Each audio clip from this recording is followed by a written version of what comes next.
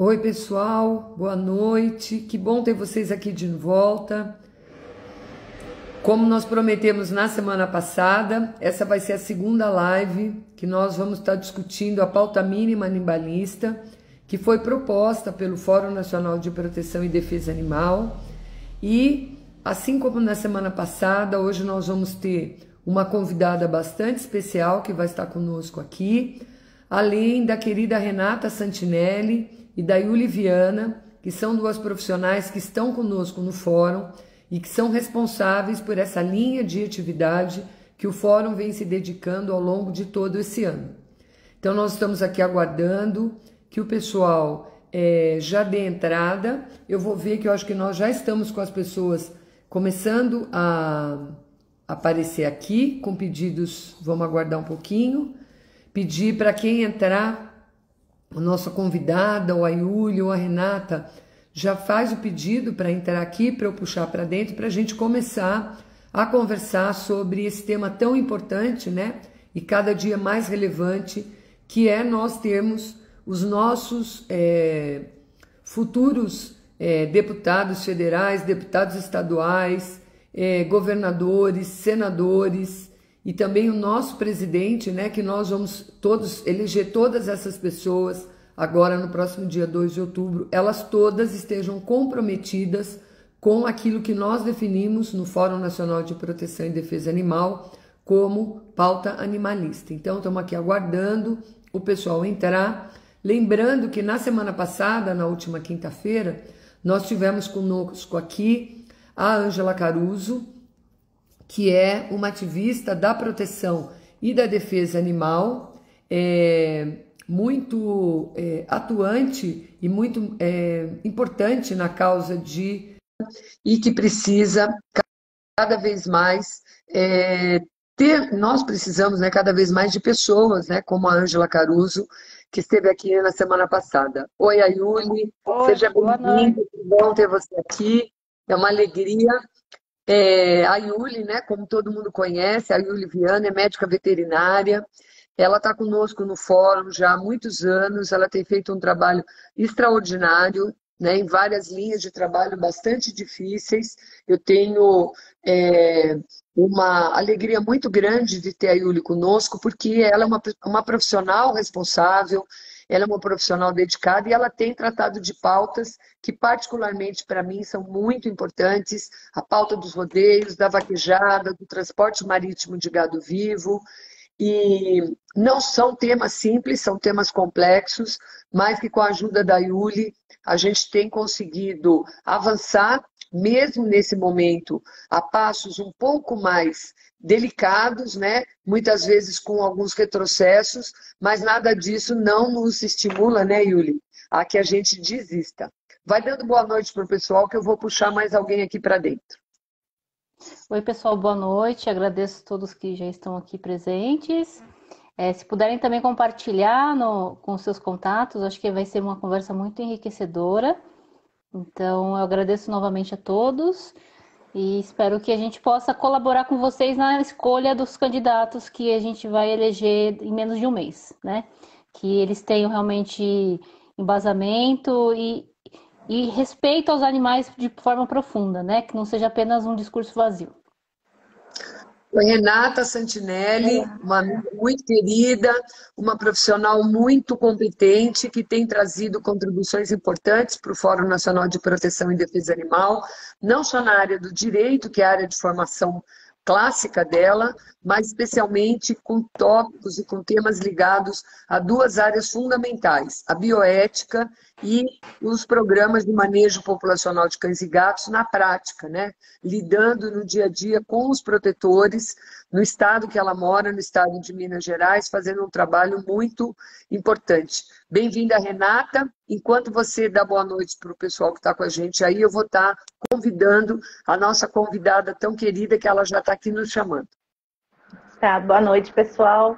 Então, mais uma vez, é uma alegria a gente estar, né, nesse momento em que traz os temas da pauta, né, que os políticos estão se comprometendo, se estão assinando, reconhecendo firma, para que o eleitor, né, tenha conhecimento e venha a fazer boas escolhas, né? Acredito que nós estamos precisando de bons representantes.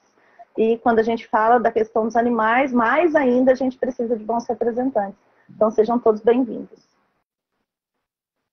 Querida Juliana Machado Ferreira, uma amiga tão querida, uma profissional que dá orgulho para a gente, né, de tantos avanços, de tantas lutas, de tantas conquistas que ela tem, ela não desiste nunca. A Juliana é uma amiga querida que assim já de muito tempo e que hoje a gente tem um orgulho, eu, a Yúlia, a Renata, de tê-la conosco aqui para a gente discutir uma parte, né, dos pontos centrais da nossa pauta animalista, que são aqueles ligados à vida silvestre. Então, Juliana, eu vou te apresentar aqui e depois vou deixar você fazer as suas considerações iniciais. Inicialmente, agradecendo muito de você estar conosco aqui nessa noite. Bom, a Juliana Machado Ferreira, ela atua no combate ao tráfico de espécies silvestres no Brasil. Ela é formada em ciências biológicas, tem mestrado e doutorado em biologia na área de genética pela USP. A Juliana foi voluntária da SOS Fauna de 2006 a 2013. A SOS Fauna é uma ONG que trabalha no combate ao tráfico de animais silvestres, afiliada ao Fórum Nacional de Proteção e Defesa Animal já há muitos anos. E ela é voluntária e cientista visitante do USFWS National Forensic Laboratory de 2005 a 2013, tendo realizado seu doutorado em colaboração com essa instituição. Se eu não falei certo, você desculpa, hein, Juliana? É emoção aqui. Coloquei o que é. Ai, meu Deus, eu sempre esqueço de botar certinho o que é. Pois é. Depois você explica para nós aqui, a gente vai adorar aprender com você. Ela foi selecionada pelo TED Fellow em 2009 e TED Senior Fellow em 2010 a 2012, como exploradora emergente da National Geographic em 2014, recebeu um prêmio de reconhecimento, olha que orgulho, para mulheres em ciência e exploração da organização Wings World Quest em 2016. Desde 2021, ela é parte do grupo diretivo da Iniciativa Global para o Fim dos Crimes contra as Espécies Silvestres, que é a Wildlife Crime, e ela é membro fundadora e diretora executiva da Freeland Brasil desde 2012, então já há 10 anos, cuja missão local é a conservação da biodiversidade através do combate ao tráfico de espécies silvestres. Então, seja bem-vinda, Juliana, e fique à vontade para fazer aí as suas primeiras colocações. Muito obrigada, estou absolutamente honrada, espero estar à altura aqui, poder contribuir. Primeiro eu vou pedir desculpa, eu vim para casa, estou na cozinha de casa, porque o meu marido saiu, então eu estou sozinha com a minha filha, gato, cachorro, então sim, vai passar gato, vai passar cachorro, vai passar criança, tá? E por isso essa luz meio ruim também. Mas eu acho, FWS é Fish and Wildlife Service, então é um laboratório de perícia para crimes contra a fauna silvestre do governo federal dos Estados Unidos, que é o equivalente ao IBAMA deles, né? O Serviço de Pesca e Vida Silvestre deles. E eu sempre esqueço de arrumar isso aí. Mas eu acho fundamental, porque como você leu, eu sou de formação, né, de ciências biológicas, eu adoro mato, eu adoro bicho na mão, eu adoro laboratório, mas ao longo da minha carreira, que já vem, né, começou assim profissional em 2005, por aí, eu entendi que cada vez mais, né, o que a gente precisa trabalhar está no Congresso. Porque senão a gente enxuga gelo, porque se a gente não tomar a decisão e não der o direcionamento técnico, a gente que tem conhecimento técnico, as leis vão continuar sendo feitas e vão servir aos interesses de quem quer que seja que está lá. Né? Então, se a gente não atuar muito forte com o Congresso, não tiver presente, a gente vai ter que obedecer essas leis que vão sair de lá. E dizem que as leis elas têm a mesma qualidade do Congresso que as escreve, né? Então, isso é uma coisa a se pensar quando a gente pensa aí no Senado, nos deputados. Eu só queria fazer um comentário, porque a gente anda, principalmente quem lida com conservação ambiental e o pessoal animalista, a gente anda, às vezes, um pouco pessimista. Mas me perguntam onde que eu encontro otimismo. E eu vou dizer, eu lido muito com agentes de instituições governamentais. Eu vou citar PF, PRF, IBAMA, COAF, Receita, Sei que eu estou esquecendo alguém, mas eu sei que tem no mínimo 6 que a gente lida. E lido muito com não, Juliana. ICMBio menos. PFRF, BAMA, Receita, COAF, esqueci, tem mais, depois eu lembro. MPF, MPs, né? E estou lidando muito com deputados, em menor escala senadores. E tem pessoas excelentes. Excelentes. Então, assim, foi graças a algumas dessas pessoas que estão lá na linha de frente, que estão matando a bola no peito e segurando, porque senão o tratoraço ia ter sido maior. Então, assim, eu queria trazer essa informação de quem está em primeira mão ali, com o pessoal da linha de frente, que dá para ter otimismo sim, tem gente excelente sim, e isso é o que me traz alegria, em parte, né, de poder falar, não, dá para fazer. Que bom, Juliana, é bom ter essa sua visão, inicialmente já otimista, né, porque a gente sabe que o cenário, principalmente nesses últimos 4 anos, tem sido muito desafiador. Eu acho que até a gente pode prolongar um pouquinho mais, né? Eu acho que nos últimos 6 anos já a gente vem enfrentando muitas dificuldades. Não que o cenário anterior fosse fácil, mas a gente tinha mais diálogo, a gente tinha representantes, talvez em número, que permitisse um diálogo. E hoje o que a gente vê é que a gente não tem a mesma qualidade. A gente teve um decréscimo importante, né, dessa representação. E isso tem impactado fortemente, não só diretamente a fauna silvestre, mas a gente tem percebido que todo o ambiente onde essa fauna silvestre precisa ser cuidado e preservado, ou então a prática e a aproximação dos humanos com esses animais tem sido cada vez mais danosa, né? E aqui eu gostaria de citar algumas questões, né? O desmatamento, os incêndios florestais, a não preocupação, né, com a manutenção da legislação para que o uso e ocupação de determinadas áreas, mesmo as áreas urbanas, seja seguido. Então, a gente viu que esse afrouxamento na legislação ambiental, de uma forma geral, ela vem impactando cada vez mais a vida silvestre. E como ela é muito biodiversa, né, como a nossa biodiversidade ela é muito significativa, a gente sabe que muitas vezes algumas espécies que já estavam numa situação vulnerável vão ser mais vítimas dessa situação, e outras mais a médio e longo prazo. Eu queria que você inicialmente contasse para a gente como é que você vê esse cenário em relação a essas espécies vulneráveis aqui no nosso país. É uma catástrofe. Simples assim, é uma catástrofe. A gente vem tendo claramente, né? E, de novo, eu faço a ressalva, eu estou lidando com o nível técnico e de pessoal de carreira, de instituições governamentais, que são excelentes. Então, quando eu falo, eu não estou generalizando para as pessoas. Mas a gente... Saúde, amor, minha cachorrinha. Mas a gente vem de uma... de fato, né, um desmantelamento das instituições de fiscalização, uma flexibilização da regulamentação, do arcabouço legal e das instituições de comando e controle. E eu acho que, principalmente, né, além disso, uma validação de que se pode e é aceitável conduzir certas atividades ou realizar certos crimes, e que isso é aceitável, né? E aí a gente tem uma cascata de efeitos que é catastrófica em diversas frentes. Então a gente tem, de fato, né, um aumento da coleta e caça ilegais da fauna silvestre, que eu posso falar mais, contribuem para a defaunação, que, por sua vez, é um aspecto importante da questão da conservação, da preservação das florestas tropicais, mas a gente tem, com a perda e degradação de habitat, contaminação de habitat, a gente tem também, né, doenças para as pessoas que moram nessas áreas, sejam ribeirinhos, comunidades tradicionais ou indígenas.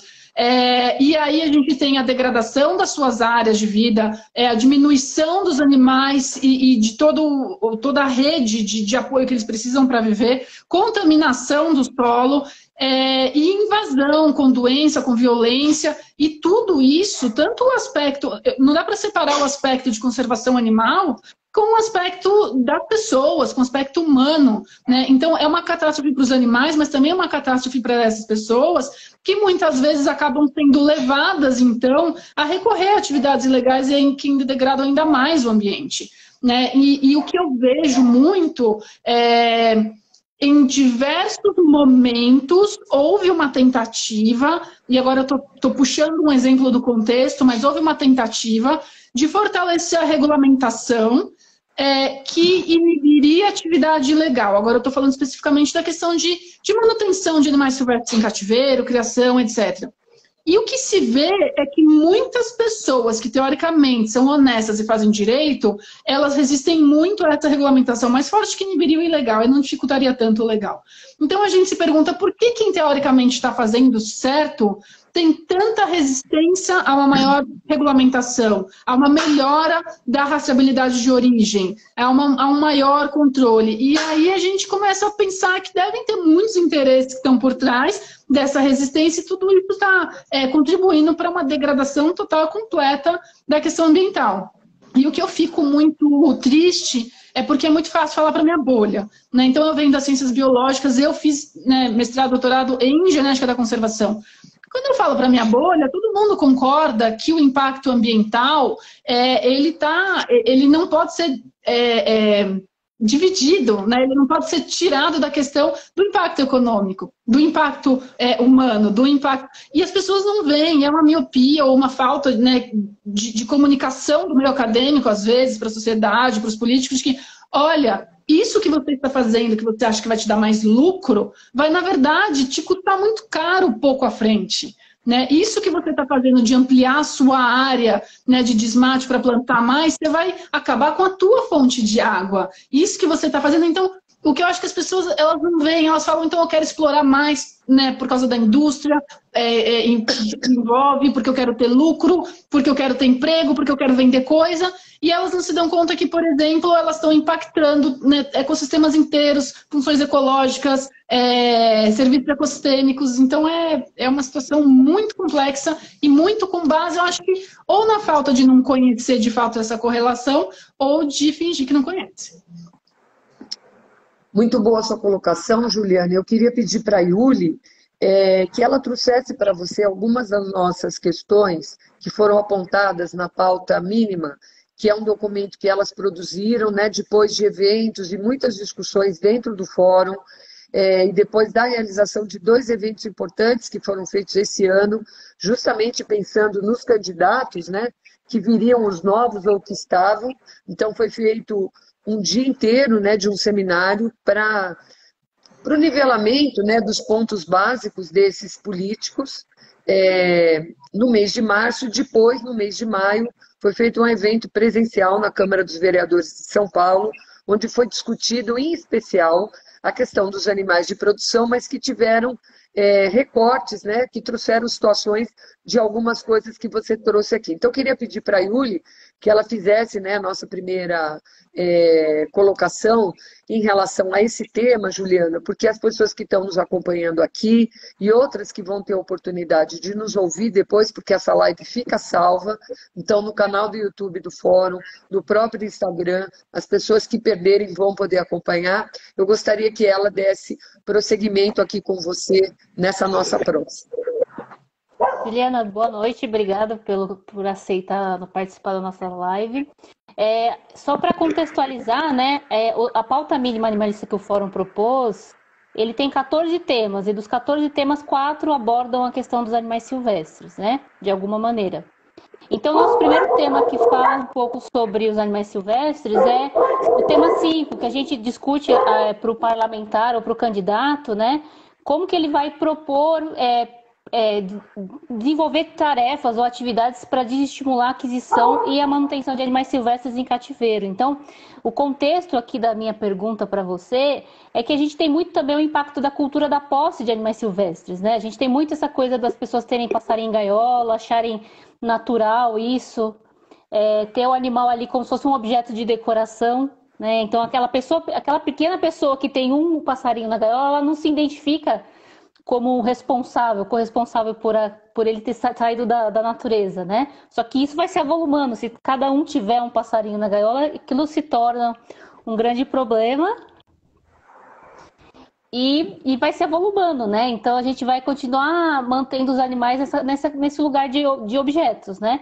Então eu queria saber, assim, partindo desse lugar que você tem essa boa contato com os parlamentares, né? É bom até trazer essa esperança de que existem realmente pessoas bem formadas e bem intencionadas. Como que a gente pode falar para as pessoas que estão acompanhando a live, que vão escolher um candidato, como a gente identificar que esse candidato de fato está propondo o que é possível dentro desse tema? Porque a gente vê muitas também propostas ou vazias ou muito mirabolantes, que a gente pergunta como é que ele vai fazer isso? Se você poderia dar um resuminho, assim, sem vender o seu segredo, mas dizer assim para as pessoas, como que elas podem identificar esse candidato, para facilitar para elas? Olha, eu acho que é bem raro o candidato que fala sobre isso abertamente. Né? Tem um no Rio de Janeiro que fala sobre isso abertamente, tem um no DF que fala sobre isso abertamente, mas outros são raros. Eu acho que a maior... E pouca gente, poucos candidatos querem se comprometer a falar sobre isso, porque falar de mexer em criação de fauna, principalmente ave silvestre, é um vespeiro e eles morrem de medo. Mas eu acho que ou se pergunta diretamente nas redes sociais deles, ou se busca os candidatos com a pauta mais animalista mesmo. Porque mesmo aqueles preocupados com o ambiente, ainda tem... É fácil a concentração aqui, tá? Ainda tem essa questão da dúvida do cultural, do quanto é cultural, ou da questão do emprego, tô brincando. Ou da questão do emprego, ou da questão da indústria. Então, são poucos que vão falar abertamente sobre isso. É o que eu falei, nas redes sociais tem 2 que se pronunciam muito, que eu já vi. Na verdade, tem 2 no Rio de Janeiro e um no DF que eu já vi, mas eu acho que são os mais animalistas mesmo, não tem jeito. Realmente os outros evitam o assunto, né? Evitam completamente, né?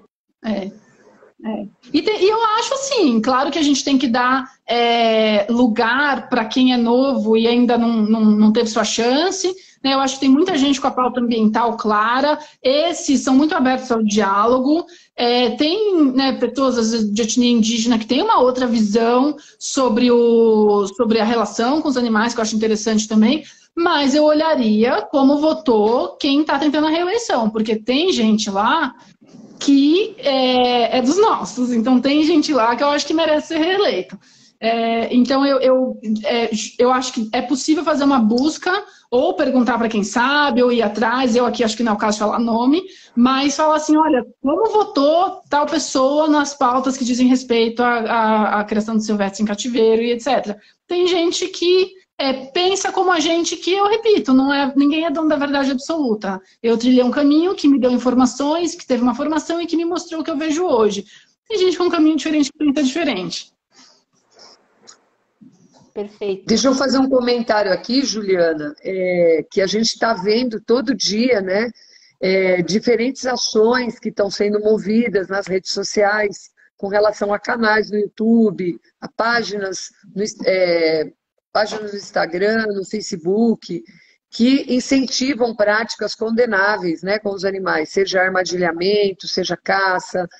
E a gente está percebendo que, mais recentemente, a sociedade civil organizada, através das organizações não governamentais, tem se mobilizado contra isso. E eu queria, né, ouvir você um pouquinho, o quanto você acha que essas ações, que em geral demoram, né, esses processos jurídicos, o estrago que acontece é sempre muito maior do que o fato de se tirar isso, né? Você acredita que seria possível a gente ter, na próxima legislatura, uma luta para que, na verdade, a gente tivesse uma agilidade na punição desse tipo de prática? Porque tem inúmeras, né? Eu estou usando aqui o exemplo dos animais silvestres, mas a gente vê isso, por exemplo, rinha de galo, práticas com rodeio, vaquejada, até farra do boi, coisas que já foram consideradas como práticas proibidas no país, por exemplo, farra do boi, rinha de galo e uma série de outras questões, e a gente vê que esses canais continuam a existir. Quer dizer, você acha que na questão dos silvestres a gente consegue ter um avanço? Porque há pouco tempo atrás isso praticamente não se sabia. E hoje a gente sabe que são inúmeros os locais onde essa prática pode ser vista e acompanhada, inclusive por crianças, né? Basta você colocar um conjunto de palavras que isso venha a aparecer. O que você acha a respeito disso? Você vê uma possibilidade de mudança? Olha, eu vou falar aqui como leiga, porque eu não tenho certeza da resposta, tá? Não sou especialista nesse ponto em processo de congresso. Eu acho que existe uma possibilidade que talvez seja, assim, chamar uma CPI. E aí chamar atenção para isso e ter encaminhamento, como foi feito em 2001 com a CPI do tráfico. Mas veja você, com a CPI do tráfico, em 2003 foi proposto um projeto de lei que em 2016 ganhou regime de urgência e até hoje está tramitando.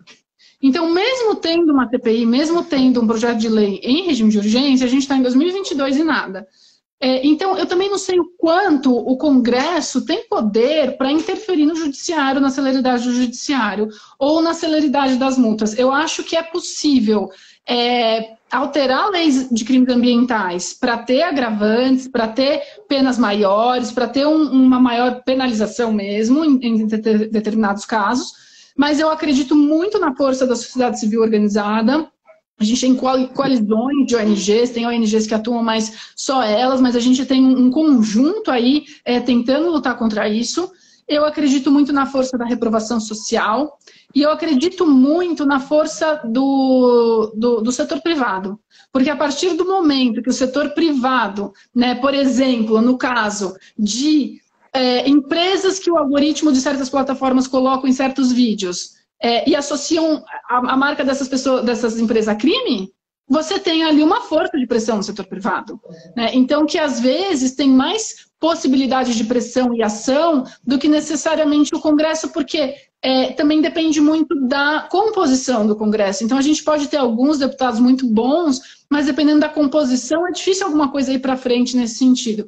Então, para uma pressão mais rápida, mais célere, eu acho que é uma união desses setores, com muita pressão da sociedade civil organizada junto com o setor privado. Agora, através dessas denúncias da sociedade civil organizada, que eu sei que foi mais de uma, eu tenho informação que isso já foi feito para o Ministério Público de várias regiões, já foi distribuído, já está ocorrendo investigação na Polícia Federal. Então, é uma questão, na verdade, crime já é. É uma questão de fazer valer a lei. Mas eu sou muito partidária, com medo de quando você mexe, você gera uma piora, eu sou muito partidária de rever a lei de crimes ambientais do Brasil. Acho que a gente precisa de uma adaptação urgente, com todo respeito. As que eles escreveram a lei em 98 tiveram a melhor das boas intenções, mas hoje a gente testou, viu onde estão as lacunas, viu onde pode melhorar e está na hora de alterar isso.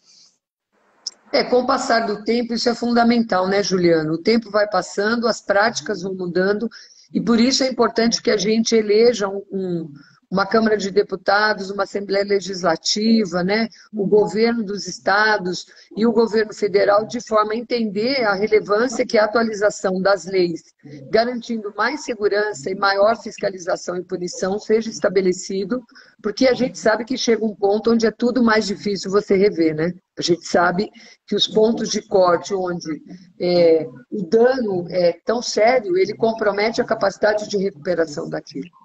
Bom, Renata, eu gostaria agora de passar a palavra para você, para que você trouxesse para a Juliana mais algum ponto importante dessa pauta animalista, que nós pudéssemos aproveitar, né, e ter esse esclarecimento, essa orientação e essa contribuição importante que a Juliana pode trazer para nós aqui. Bom, Juliana, seja bem-vinda.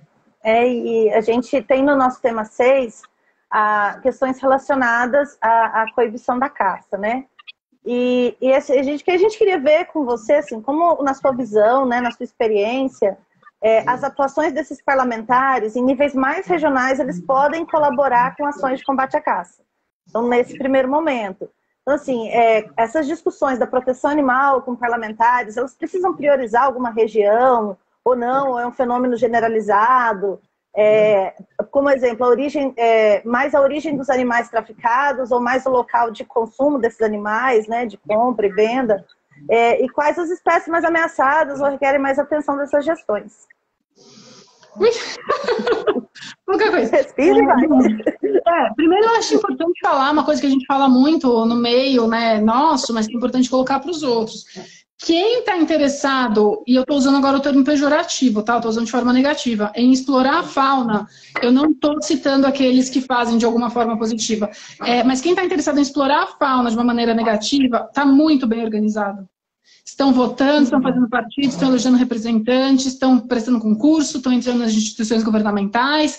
E é uma coisa que a gente fala muito internamente, muitas vezes a proteção, a briga porque você não é vegano, você fala de doméstico, você fala de silvestre, e a gente fica com essa cisão interna e é isso, a boiada passa.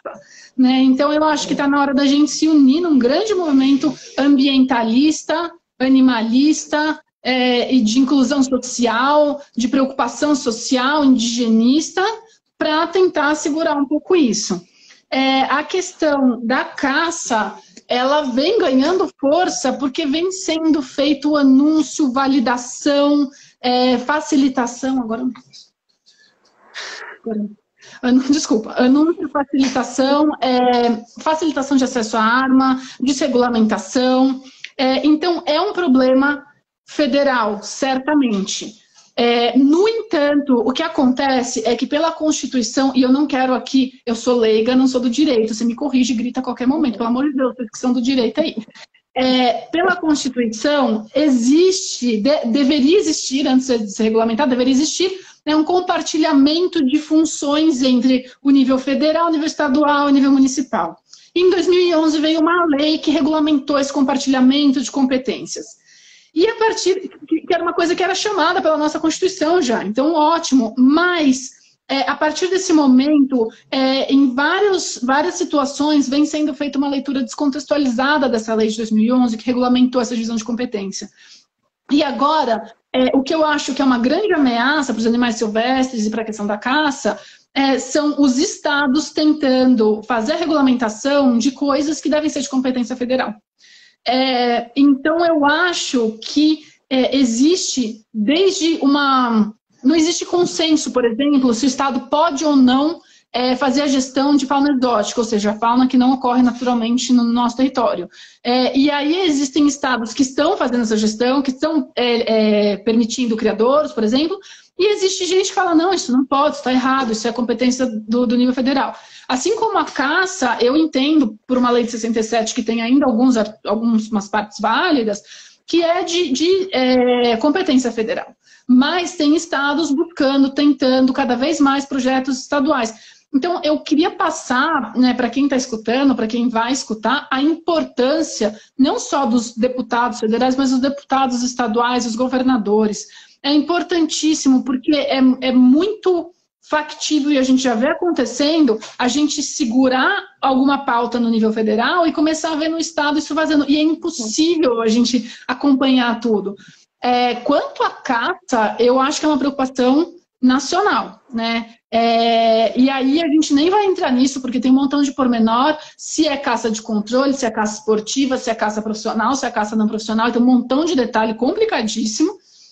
Mas eu acho que, assim, estivemos muito perto. E foi graças à atuação de um grupo da sociedade civil organizada que conseguiu juntar e coordenar esforços, e um grupo pequeno de deputados e alguns senadores e seus assessores excelentes, que a gente conseguiu segurar isso, né, pro desgosto de alguns deputados aí. As sessões da Comissão de Meio Ambiente e Desenvolvimento Sustentável, assim, a gente ficava assim, fisicamente doente, era uma coisa assim, né, complicadíssima.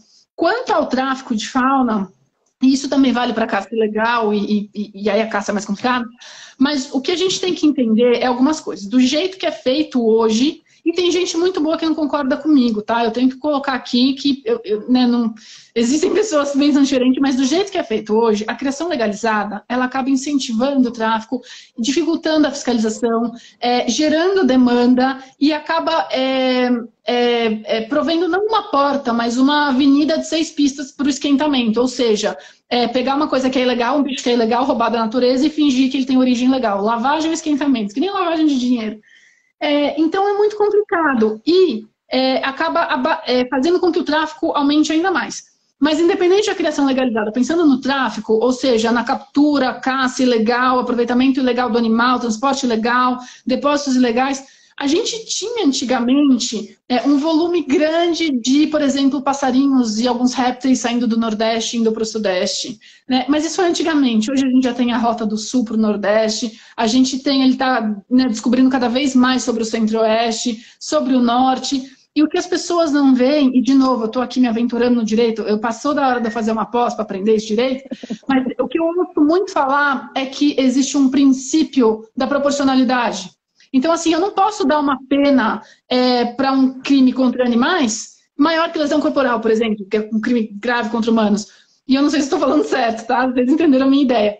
Mas o que eu acho é que tem um desconhecimento dos reais impactos do tráfico de fauna, da defaunação, da retirada regular em grande volume de animais da natureza.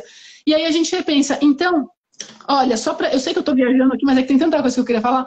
Deputado de nível estadual, deputado federal, mas também magistrado, a gente precisa fazer um trabalho muito sério de conscientização, fortalecimento da lei. E eu acho que a gente tem um problema do tráfico de fauna, que é o cachorro correndo atrás do rabo, é o paradoxo dos dados. A gente não prioriza o enfrentamento, então a gente não tem tantos dados, então a gente acha que não é um problema tão grande, então a gente não prioriza o enfrentamento. Mas a sensação que a gente tem aqui, onde quer que a gente olhe, a gente encontra. E a gente tem uma sensação, todos os especialistas, do tanto que está passando, não só nacional, mas internacionalmente. Então, a gente tem que ter um trabalho com fronteira, a gente tem que ter um trabalho nas áreas de coleta de inclusão social. É gente que não tem água limpa para beber, que não tem saneamento básico, que não tem, sabe, profissionalização, que não tem acesso à escola, uma ausência total e completa do Estado. O que é o Estado? Somos nós. É a nossa representação. Então, nas áreas fonte, tem que sim ter um trabalho. Então, eu estou falando, Estados do Nordeste, local de coleta, mas tem que ter um trabalho também de educação com quem compra, porque é a demanda. E aí, você pega o traficante profissional, e esse aí é penal, tem que ter um trabalho de fato, de enfrentamento. Esse é um crime, né? Mas a gente precisa dar aos investigadores acesso às ferramentas investigativas, a gente precisa, eles ficam muito frustrados quando eles pegam alguém, e aí a pessoa logo sai porque a lei é muito leniente, então tem que fortalecer a lei. Eu não sei, falei muito coisa, então eu respondi o que você queria. Respondeu sim, pode ter certeza. Não, muito boa a sua colocação, Juliana. Eu acho que ela, na verdade, mostra um ponto central, que é a complexidade do tema, né? Isso é muito evidente e, ao mesmo tempo, mostra que essa complexidade ainda é maior quando, na verdade, embora garantido um princípio constitucional de que a gente tem um regimento onde, não sei se seria um regimento, mas um escalonamento de leis federais, estaduais e municipais, vem se tentando mudar isso, e isso é um grande dificultador. Eu enxergo dessa forma, como você disse, pode ter gente que não acha, mas eu acho isso. É um grande dificultador de você, de fato, ter um sistema que possa combater essas atividades ilícitas, né? Eu queria aproveitar, Juliana, para te fazer uma pergunta. O quanto você acha que é importante políticas públicas, olha que amor, o quanto é importante políticas públicas para garantir que, uma vez que os animais silvestres em situação de vulnerabilidade, pelos mais diferentes motivos, eles são resgatados, que existam políticas para a devolução e recuperação desses animais. Eu queria te ouvir o que você entende, que cenário a gente tinha, onde a gente está, e o que você enxerga como política pública que seria importante para que a gente pudesse garantir a chance de reintrodução e recuperação dessa fauna nos ambientes naturais aqui no Brasil. Bom, eu acho que tem várias coisas. Então, a primeira, que eu já repeti várias vezes, é adaptar e rever o texto da Lei de Crimes Ambientais, principalmente do artigo que trata desse tema, que é o artigo 29, o inciso 3º. A gente precisa adaptar as penas, adaptar o texto. Eu acho muito importante uma recomposição do CONAMA, a volta da transparência e o funcionamento ideal, adequado, a representação da sociedade civil organizada,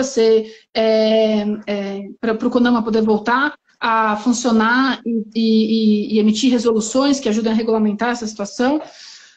Agora, como política pública, eu acho que eu sou muito defensora de uma coisa que se chama Estratégia Nacional para o Combate ao Tráfico de Animais Silvestres, que é uma coisa que outros países fizeram e funcionou muito. Porque uma estratégia nacional, ela regulamenta qual que vai ser o papel, o dever, o prazo, o dinheiro, o financiamento de cada instituição e cada órgão nessa política de combate ao tráfico de animais silvestres. Porque ela tem que ser uma política interministerial.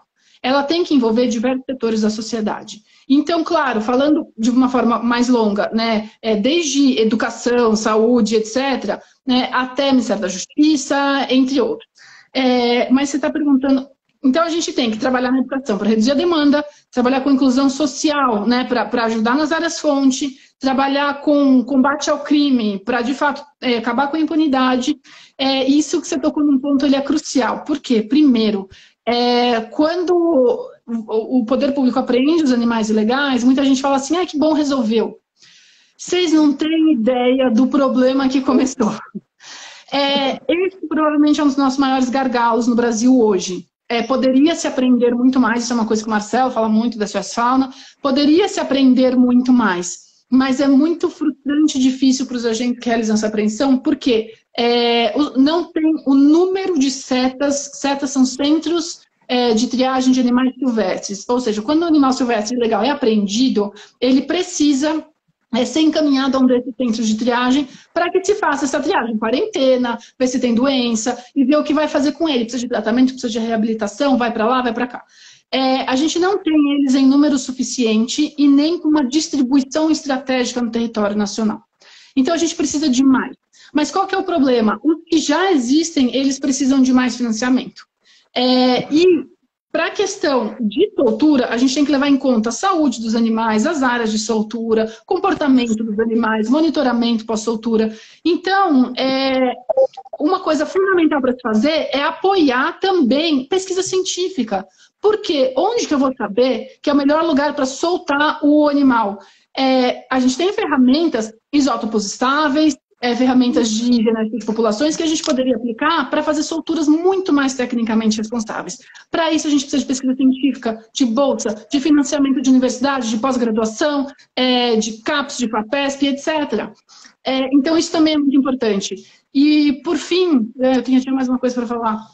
Você tinha perguntado dos CETAS, da soltura. Dos CETAS e esse trabalho da recuperação desses animais, que é a manutenção e a reintrodução. Como é que você enxerga? Uma coisa muito importante também, que se fala na lei, que aí, né, lá vou eu falar de lei de novo, é que hoje o que a gente trata como tráfico na lei é um crime de menor potencial ofensivo e, portanto, ele pode ir para o juizado criminal especial.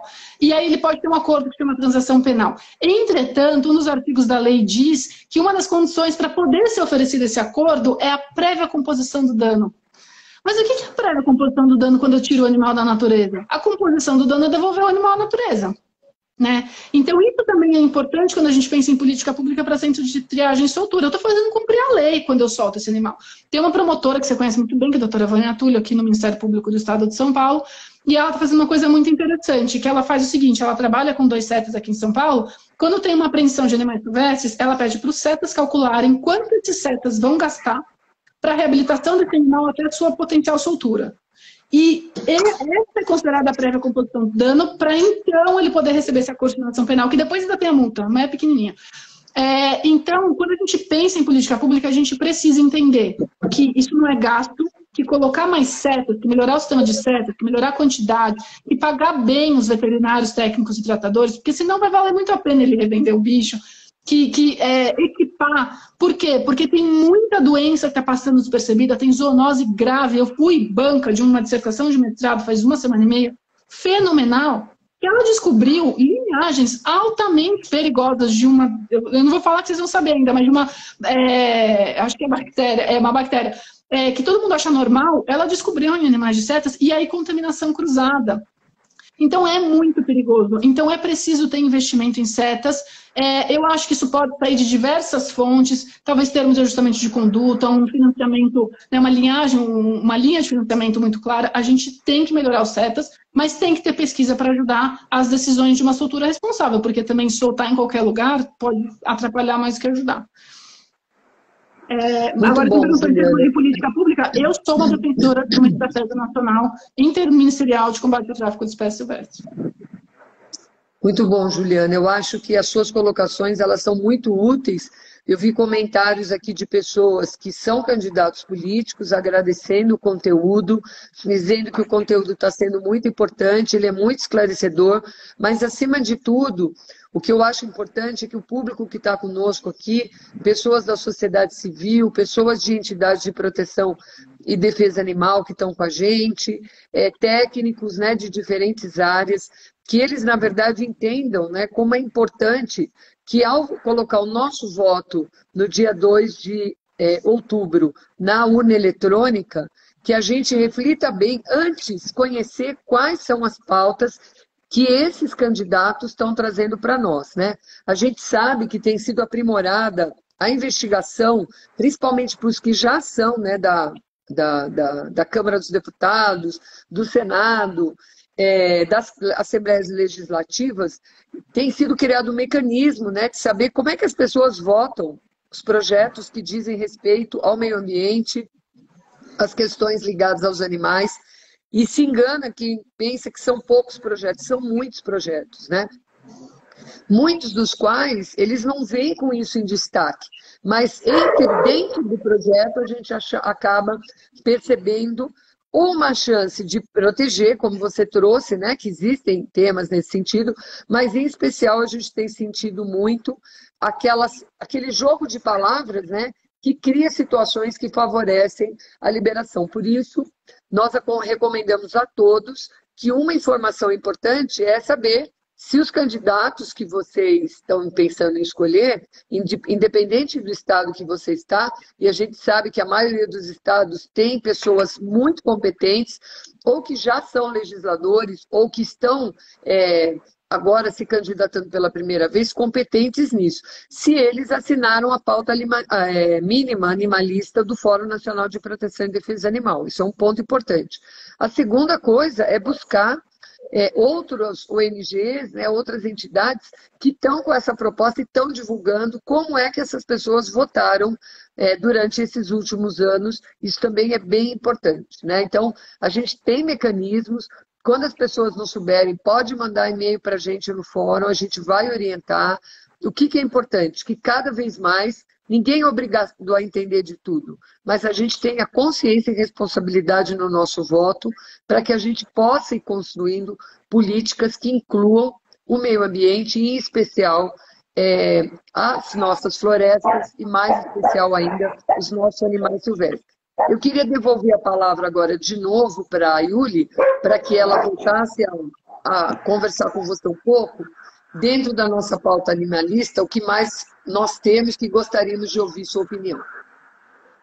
Esse tema que a gente discutiu agora, ele está contemplado num dos temas, né, que é a questão dos serviços de reabilitação e reintrodução de animais, como que esse parlamentar poderia colaborar, né? Acho que é importante a gente trazer essa informação para eles, de entender como é complexo a questão e como ele precisa conhecer a demanda para poder, de fato, colaborar, né, quando ele é eleito, né?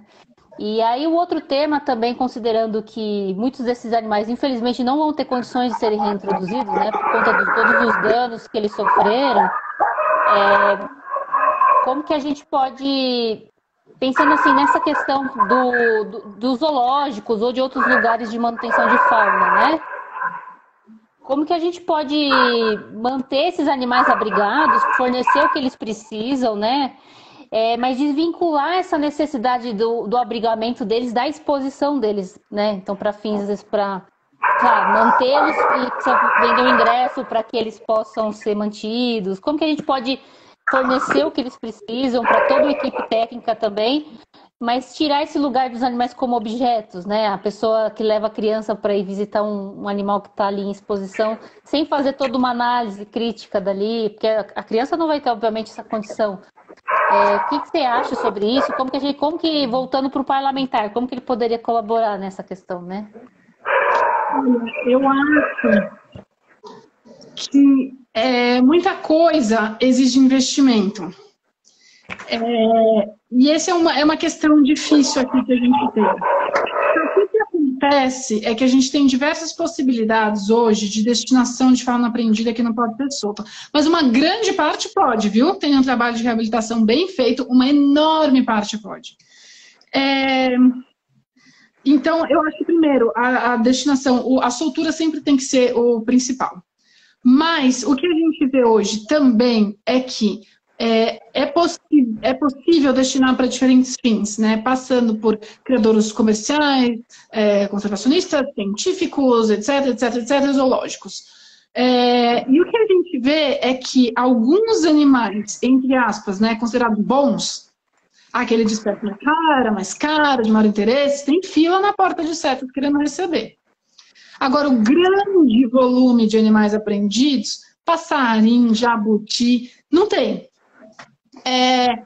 E existe algumas pessoas que defendem deixar esses animais, né, na ausência de outras possibilidades de destinação, com infratores ou com, não sei nem se existe ainda, antigamente chamava mantenedores, ou em ambiente ainda doméstico.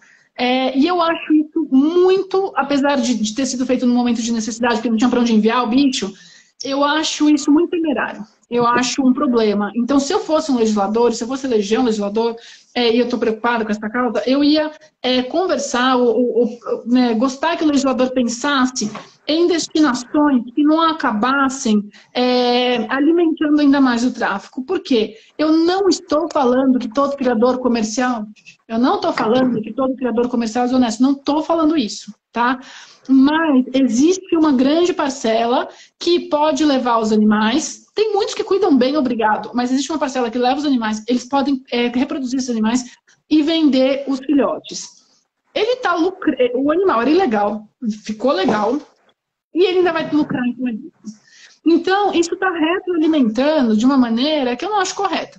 Da mesma forma, deixar em ambiente doméstico é muito ruim, porque, lembrando que são espécies silvestres, elas não foram selecionadas artificialmente, assim como as domésticas, não se diferenciaram. Mesmo sendo de espécie silvestre, em ambiente doméstico, ela continua sendo de espécie silvestre, ela está só amansada ali. E existem estudos, tem estudos da Eliana Matsushima, veterinária da USP, que eu lembro, tem outros que analisam a qualidade que esse cativeiro doméstico dá. Eu lembro que ela analisou aves e répteis. Quase 100% das vezes é muito aquém do ideal. Tem a Marina Bueno também, que eu acho que é da Fiocruz, que analisou fratura em primata, que foi de cativeiro doméstico. E assim, o cativeiro doméstico, ele é na maior parte das vezes muito inadequado. Dieta inadequada, a higiene não é adequada, a interação social não é adequada, o animal não consegue demonstrar, exibir o mínimo do seu comportamento natural, né? Muitas vezes comportamentos que a gente acha graça são, na verdade, estereotipados por estresse. Então, eu teria bastante... eu ficaria muito feliz se um legislador topasse rever, mas isso eu acho que pode ser também em nível de CONAMA, né, do CONAMA, essas resoluções. Eu acho inadequado animal silvestre em cativeiro doméstico. Dito isso, os zoológicos também estão lotados, e os zoológicos, muitas vezes, eles precisam, né, ter lucro ali, fechar a sua receita. Então, eu sei que é caro o que eu vou falar, eu sei que é difícil, eu sei que não é fácil, eu sei que tem essa prioridade, mas eu acredito na figura ali, eu acredito muito em criação conservacionista, em criação científica, conservação ex situ que visa a soltura, mesmo que não seja daquele animal imediatamente, mas do seu filhote, e a figura de um local que, eu não sei qual seria o nome, se seria santuário, o que seria, que o animal teria a possibilidade de conviver com outros da mesma espécie, de ter uma alimentação adequada, porque a gente não consegue em ambiente doméstico, uma ração não supre todas as necessidades do animal.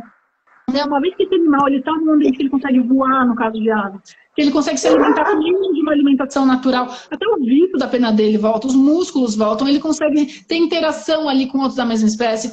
Então, eu acredito na criação dessa figura, ou resgate, que eu não sei se já existiu, se existe, mas eu sei que não é uma coisa simples. Eu fiz esse discurso todo. Eu sei que eu falo muito, eu dou uma viajada, peço desculpa até que eu estou cansada, venho trabalhando bastante, mas eu estou tentando aqui falar tudo que dá vontade, mas é isso. Eu acho que tem uma questão, daí, né, Juliana, que é importante, que é a gente enxergar tantas possibilidades, né, ter quase que um planejamento feito na cabeça justamente por isso que você falou. Você trabalha muito com isso, você lida diariamente com isso. Então, você vê possibilidades. E o que a gente não vê é realmente existir políticas públicas que tenham como a finalidade, de fato, trabalhar a conservação, a recuperação, a reintrodução, né? A adequação dos ambientes onde os animais precisam ser mantidos para isso. Enfim, acho que é um conjunto de novo, né, de estratégias que precisam ser implantadas e que muitas vezes o que falta é vontade, não é nem recurso, né? Mas eu posso te falar uma coisa, te interromper, que também eu acho assim, se dependesse apenas de deputados que fizessem política pública, até acho que ia ser mais fácil. Mas é que você tem ali uma contra-argumentação retórica, muitas vezes descontextualizada, de que isso é conservação, aquilo outro é conservação, e quem não é muito especialista no assunto, não vê. Então, uma vez caiu na minha mão um negócio que era uma lei, que era uma política estadual de fauna silvestre, a conservação de fauna, e aquilo ali era um descalabro, assim, né? Então tinha assim, o Estado deve fomentar a criação de espécies endêmicas e ameaçadas, questão comercial. Então, assim, para mim, né, na minha opinião, de novo, eu estou aqui me colocando de uma forma muito humilde, mas, então eu acho que também tem uma questão, assim, quem quer lucrar com os animais e explorar da forma mais negativa, eu estou falando, está muito bem organizado, tem interesse econômico, tem interesse de curral de voto, então é uma situação que não é só que, assim, falta alguém que faça. A resistência a isso é gigantesca. E, assim, o lado que tem interesse nessa exploração sem fim da fauna, que no fim acaba custando mais caro para a gente, ao fim e ao cabo, a longo prazo, né, com toda essa situação que a gente gera, acaba erodindo a biodiversidade, que é a grande riqueza do nosso país. Esse setor que tem interesse em lucro imediato está muito bem organizado. Então, o parlamentar, né, que buscar adotar essa pauta, ele vai encontrar resistência. Por isso que eu acho importante, Juliana, que a gente, de novo, olhe bem quem é o candidato que a gente vai votar. Olha bem a vida desse candidato, né? O que pautou ele até esse momento? Ele, de fato, é uma pessoa que tem atitudes, independente da política, que conduzem você a refletir e falar, não, realmente, talvez esse cara seja uma boa pessoa, né? Seja uma pessoa que a gente possa acreditar. A gente sabe que isso acontece, né, em toda votação, sempre as assembleias legislativas, a Câmara dos Deputados, ela vai sofrer uma mudança, né? Uma parte dos deputados ficam, outra parte de deputados é reeleito. Então fica aqui um apelo para que todo mundo procure se informar corretamente, guarde o nome do seu deputado, porque com certeza mecanismos vão continuar existindo e cada vez eles estão sendo mais aprimorados, para a gente saber se de fato aquela pauta que aquele deputado se comprometeu, se não está sendo o caminho que ele gostaria, se pelo menos ele tem se posicionado na forma como que você esperaria. Porque a gente sabe que numa Câmara dos Deputados, por exemplo, com 513 deputados, a diversidade de interesses ali é muito grande. Mas é importante que isso ocorra. Outra coisa que eu queria já começar a encaminhar aqui, te ouvir um pouco em relação à fiscalização e a existência de fundos de investimentos para que todas essas ações que são necessárias de serem desenvolvidas para esses animais, elas possam ter fonte de custeio. Eu queria te ouvir se você acha que o que a gente tem hoje é suficiente ou a gente precisaria também rever esse cenário. Bom, antes de eu responder, eu queria só fazer um comentário, que assim, eu trabalho muito, eu tenho minha família, todo mundo aí trabalha, ninguém tem tempo de ficar, né, a não ser quem trabalha com isso, ficar acompanhando, mas eu convido vocês todos a, de vez em quando, acompanhar as sessões das comissões de votação na Câmara. É uma coisa inacreditável quem que está mandando no nosso país. As coisas que a gente escuta é assim, você tem uma coisa escrita no projeto de lei, está lá na ementa ali do projeto de lei. E o deputado fala, não, o meu projeto é para tal coisa, e está ali escrito que não é, que é outra coisa.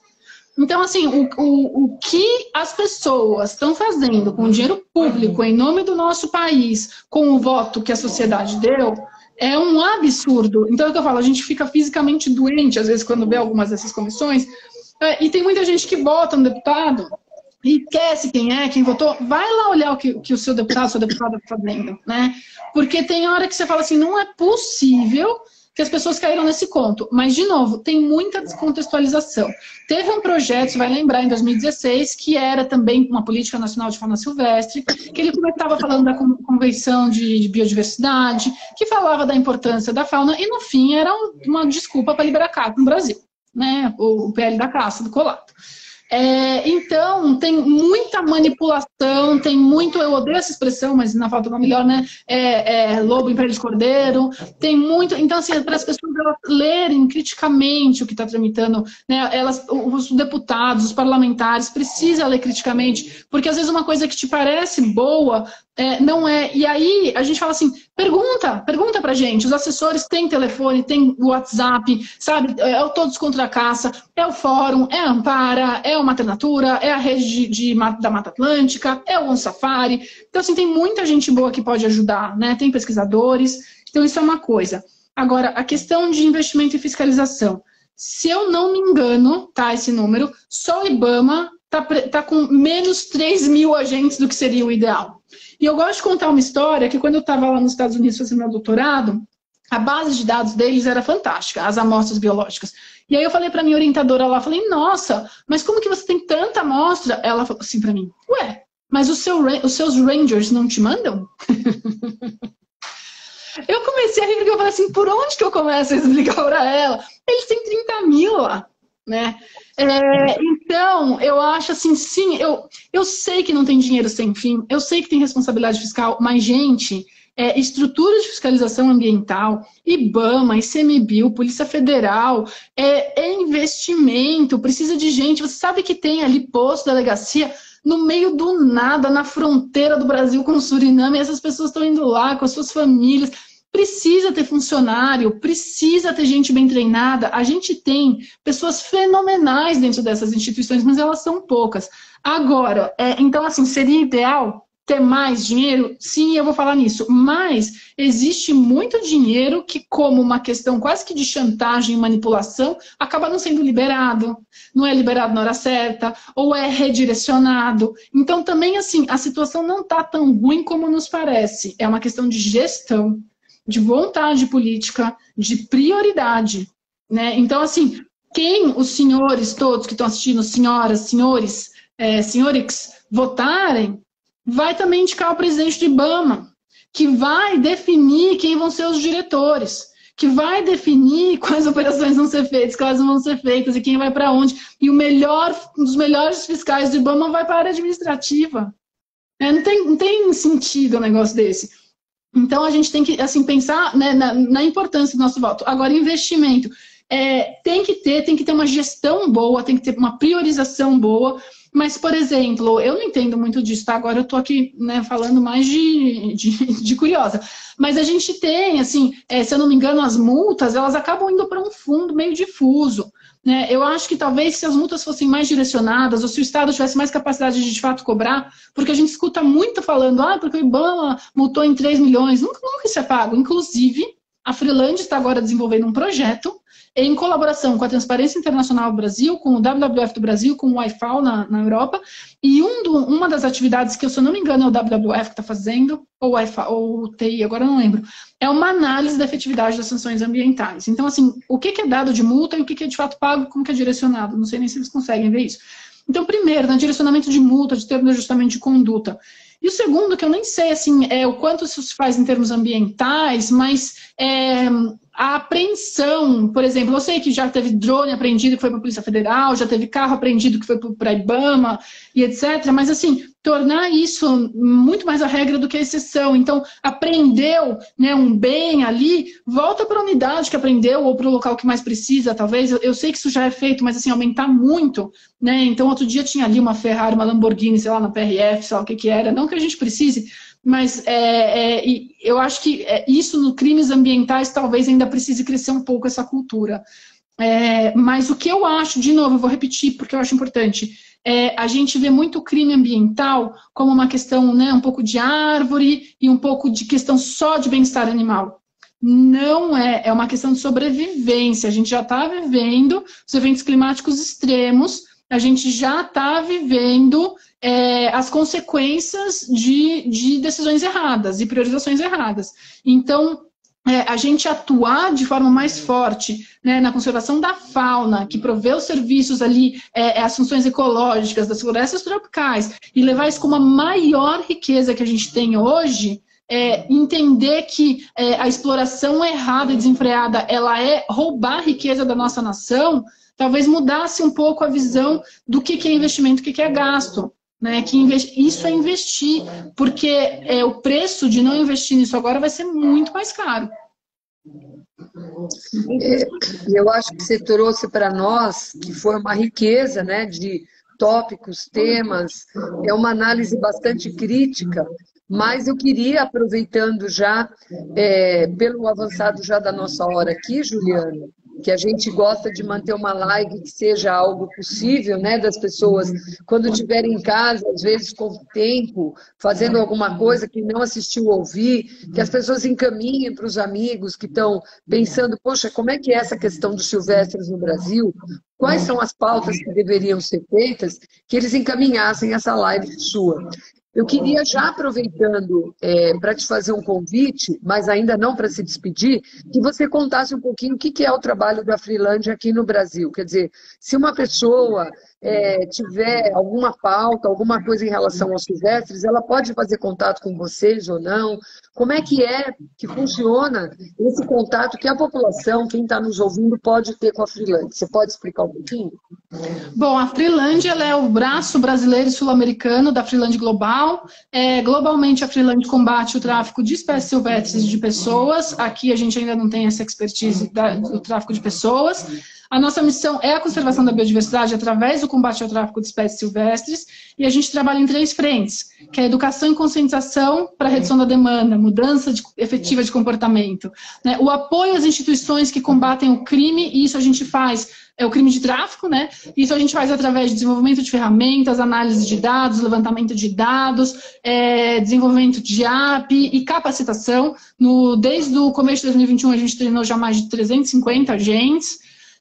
E política pública e articulação internacional. Então, sim, né, tanto um trabalho de incidência e envolvimento no Congresso, no Senado, com deputados, mas também de forma regional e global. Então, com países da América do Sul, na Rede Sul-Americana de Combate ao Tráfico de Espécies Silvestres, e globalmente na Iniciativa Global para o Fim do Crimes contra Espécies Silvestres, principalmente fauna, né, que está buscando estabelecer um 4º protocolo sobre a Convenção de Combate ao Crime Organizado da ONU, específico para tráfico de espécies silvestres. Então, que é uma iniciativa fantástica que vai fortalecer muitíssimo o arcabouço internacional de combate ao tráfico. Nós somos uma equipe pequena, muito ágil, com muita expertise técnica, muita vontade, muito boa vontade. A gente trabalha muito com instituições governamentais brasileiras e temos um grupo, né, com deputados, senadores e outros seus assessores e outras ONGs. Pode entrar em contato, sim. A gente busca responder o máximo possível, mas às vezes realmente falta mão, falta braço. Nós temos redes sociais, @freelandbrasil. Convido todos a visitarem www.freeland.org.br. Mas, principalmente, os candidatos, se quiserem conversar, isso faz parte de um dos nossos pilares de trabalho, que é análise técnica, tirar dúvida. Muitas vezes os assessores falam, Juliana, o que esse ele quer dizer? Ele é bom, é ruim, ele parece bom, mas eu estou desconfiado. A gente recebe muita informação, muita pergunta, assim. E aí eu não sei, né, Vânia, se a gente já pode falar, porque não foi oficialmente lançado, mas tem uma iniciativa aí que vai ser lançada semana que vem, que vai ser uma ferramenta interessante, aguardem. Isso. Que vai ser uma ferramenta interessante para ajudar aí a entender as pautas ambientais dos candidatos. Eu não sei o quanto a gente pode contar aí, né, Vânia? Na verdade, a gente queria pedir que vocês acompanhem, né, o Instagram, né, o Facebook das entidades. A gente fala muito de Instagram, mas a gente sabe que muitas pessoas ainda acompanham o Facebook, né, principalmente o pessoal que não é tão jovem, costuma acompanhar, e com certeza vai valer a pena. Na semana que vem, essa iniciativa vai ser lançada, e o movimento do Todos contra a Caça está ali dentro representado, né? A gente tem várias organizações atualmente que trabalham a questão da pauta de silvestres, ou diretamente, né, como é o caso da Freeland, ou como um apoio, né, como um dos braços de ação, como o Fórum Nacional de Proteção e Defesa Animal e outras ONGs. estão ali representadas, e esse fortalecimento, né, dos diferentes movimentos sociais, dos diferentes movimentos ambientalistas, dos diferentes movimentos que trabalham a vulnerabilidade de diferentes povos, culturas, práticas, biomas, estão todos reunidos nesse trabalho que será lançado na semana que vem e que nós esperamos venha contribuir, não só agora, nesse momento, né, pré-eleitoral, mas no acompanhamento das pautas que vão constituir os próximos anos do ponto de vista legal, que vão dar os caminhos, porque querendo ou não, são as leis, as normas, né, a partir da nossa Constituição, as leis federais, as leis estaduais, as leis municipais, que vão dando caminho das escolhas que a sociedade vai fazer, daquilo que é proibido ou daquilo que é autorizado, para que a gente possa escolher ou não ter a recuperação e ter a preservação da fauna aqui no nosso país. Eu queria convidar a Renata para fazer as considerações finais, depois a Yuli, a Juliana, e depois eu encerro aqui com todos. Vocês estão me escutando? Sim? Bom, Juliana, muito obrigada. Eu acho que cada semana tem passado aqui, a gente tem percebido que a escolha dos nossos convidados ela tem sido acertada, né? Nós começamos com a Ângela, hoje com você, e a riqueza, né, de informações que você trouxe, porque, inclusive, assim, a gente fala muito dessa proteção animal chão de fábrica, né, que é um pouco a nossa realidade aqui. É um tema que a gente desconhece e que, de vez em quando, a gente se depara com ele. Né? Então, quanto mais a gente aprende, é importante também, eu acho que a proteção animal, ela precisa estudar mais, cada vez mais. Né? E esses momentos, eles são para isso, dentro das nossas vidas corridas. Então, eu queria te agradecer imensamente, né, pela disponibilidade, por estar aqui com a gente, né, com toda a correria de vida que você tem, tá? E volte mais vezes. Nós vamos te chamar novamente, pode ter certeza.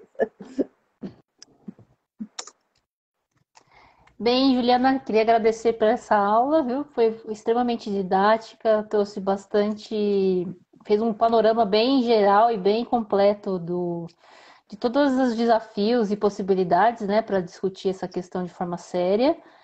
Eu acho realmente importantíssimo a gente se ater, às vezes, aos detalhes, né, que fazem a diferença nesses projetos de lei e tudo mais. Às vezes a proposta maior parece boa, mas quando você vai ler os incisos, os parágrafos, é ali que moram as pegadinhas, os problemas todos.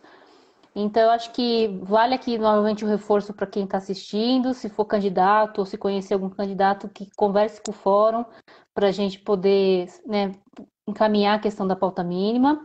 Acho que é importante a gente pensar que se você for reeleger alguém, que realmente veja como essa pessoa realmente colaborou com os animais silvestres ou os prejudicou.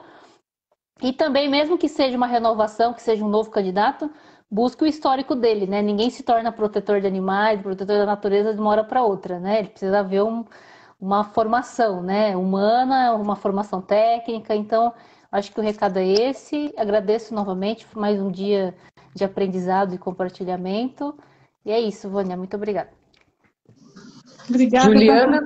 Eu peço desculpa se às vezes eu de novo dei essa viajada, mas é muita coisa, né? E às vezes a cabeça vira um pouco um labirinto. Mas eu queria falar que tem muita desculpa para a gente explorar, né, os animais de diferentes formas, tem muito discurso bonito defendendo caça, tem muito discurso bonito defendendo uma indústria, né, de venda, compra, comercialização, mas o que eu falo é assim, se a gente errar, o preço é muito alto, não tem volta. Né? E são criaturas que aí eu, né, posso falar, não são apenas sencientes, são conscientes. Né? Então eu acho que a gente tem que ir além da vontade individual, a gente tem que lembrar que suprir o desejo individual não é igual à liberdade individual, que o fato de algumas pessoas terem um desejo individual de possuir, explorar os animais de alguma forma, é benéfico para a sociedade. A gente, como sociedade, vai fazer essa escolha. Sociedade pode e deve, a cultura pode e deve evoluir, costumes podem e devem mudar, e a gente tem que fazer essa escolha no longo prazo, pensando no coletivo. Pensando nos candidatos e no voto, em termos dos silvestres, a gente precisa falar de conservação ambiental, a gente precisa falar de unidades de conservação. É gente que está preocupada também com a conservação de terras indígenas, uma porcentagem enorme das áreas mais conservadas do Brasil estão dentro de terras indígenas.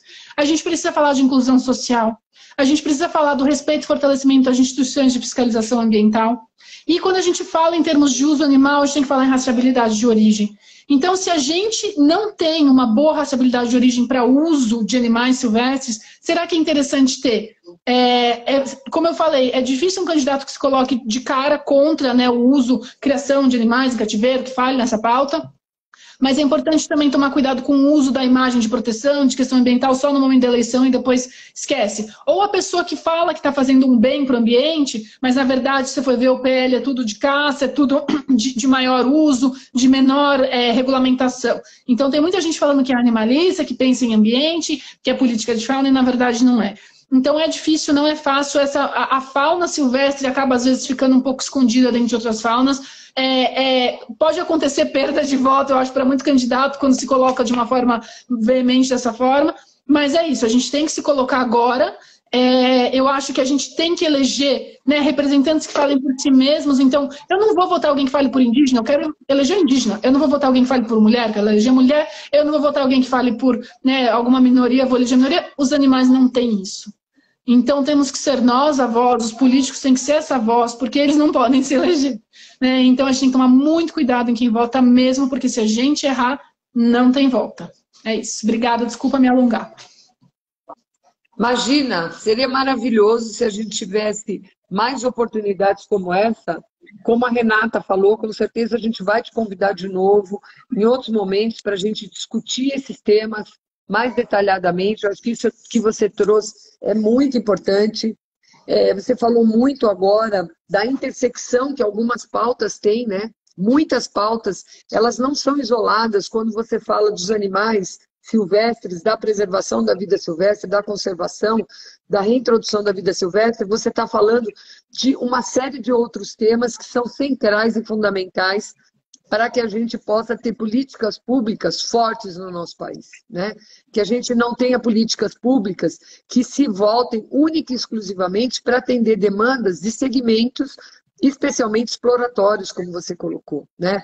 É importante a gente entender isso. É importante a gente ter essa fala que você tem, que na questão dos animais, a gente não tem como eleger um animal para ele se defender. Somos nós que temos que ser a voz desses animais. Então, seja elegendo pessoas que de fato são pessoas que defendem os animais, sejamos nós, a sociedade civil, individual ou coletiva, através das organizações não governamentais, nós precisamos cada vez mais estarmos atentos, estarmos nos informando, participarmos da discussão, não temos vergonha, porque nós aqui, todas nós, não entendemos de todos os temas, nós temos que estudar, nós temos que aprender, nós temos que ouvir, nós temos que trocar conhecimento com outras pessoas, mas o que a gente não pode fazer é soltar as nossas mãos. As nossas mãos têm que cada vez estar mais juntas, cada vez mais fortalecidas, porque os animais esperam e precisam de nós.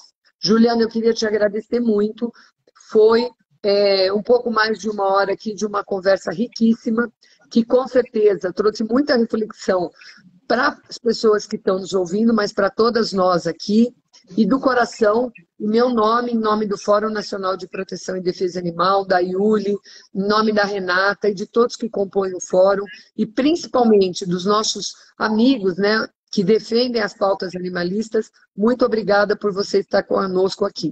E aproveito para convidar você e todas as pessoas que estão conosco hoje, que nos acompanhem na próxima quinta-feira.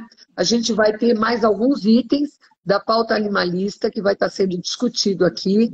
E, com certeza, os temas também são muito relevantes e nós esperamos, dessa forma, contribuir com a base daqueles que são os pontos fundamentais que os nossos futuros deputados, os nossos futuros senadores, os nossos futuros governadores e, em especial, o nosso próximo presidente venha trazer para todos nós como pautas adequadas, como eu costumo dizer, não são pautas mínimas, são as pautas corretas para que os nossos animais possam ter direito à vida e ao seu bem-estar. Muito obrigado para todos, um beijo e até a semana que vem. Beijo, meninas. Obrigada. Tchau, tchau. Tchau, gente. Boa noite. Boa noite.